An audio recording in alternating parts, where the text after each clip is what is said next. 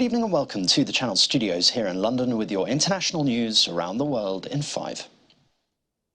A large crowd has defied police and protested at the cemetery in northwestern Iran, where Mahsa Amini is buried 40 days since her death in police custody. Video and photos posted online show hundreds of men and women defying security forces to gather in Saqqez. They were heard shouting "Woman, Life, Freedom" and "Death to the Dictator," the two signature chants of anti-government unrest in Iran since Ms. Amini died. The 22-year-old Kurdish woman was detained for allegedly wearing her hijab improperly and died 3 days later.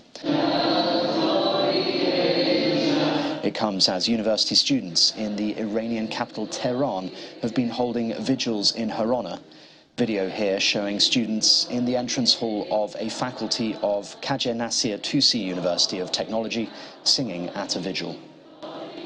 NATO Secretary-General says that Russian allegations that Ukraine is preparing to use a dirty bomb are transparently false. Jens Stoltenberg made the comments on a trip to a US aircraft carrier stationed in the Adriatic Sea. The visit to the ship coincided with a NATO deployment called Neptune Strike, which the alliance describes as a peacetime vigilance mission, including more than 80 aircraft, 14 ships and some 6,000 personnel. The allegations follow hints from Moscow that it might be forced to use a tactical nuclear weapon against Ukraine. Russia now falsely claims Ukraine is preparing to use a radiological dirty bomb on its own territory. NATO allies rejects this transparently false allegation. Russia often accuses others for what they intend to do themselves. The UK Prime Minister has been facing his first Prime Minister's questions since he officially took up the top job yesterday. The first British Asian Prime Minister is a significant moment in our national story. It started with the Leader of the Opposition congratulating Rishi Sunak before Sir Keir Starmer pressed him on the reappointment of the Home Secretary just 6 days after she resigned over data breaches. Was his Home Secretary right to resign last week for a breach of security?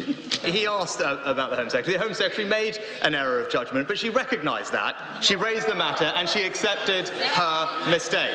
And that's why I was delighted to welcome back into a united cabinet that brings experience and stability to the heart of government.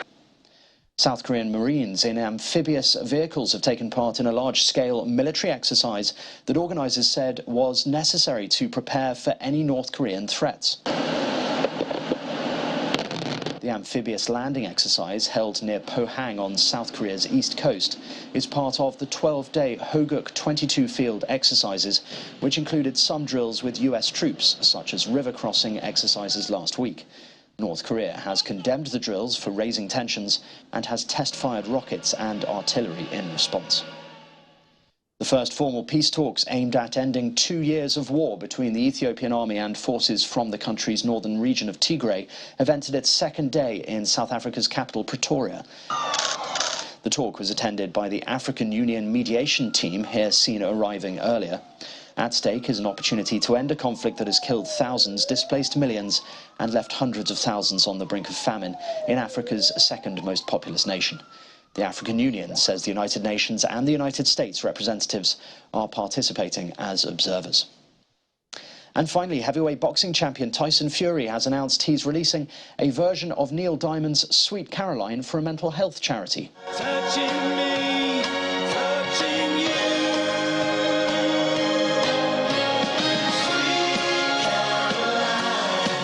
His fans often belt out the song before his fights, and the 34-year-old is well known for singing classics in the ring. The boxer has now been in the studio, and the track will be released on the 11th of November. All proceeds will go to a men's mental health charity that offers talking groups, sports groups, and other therapy.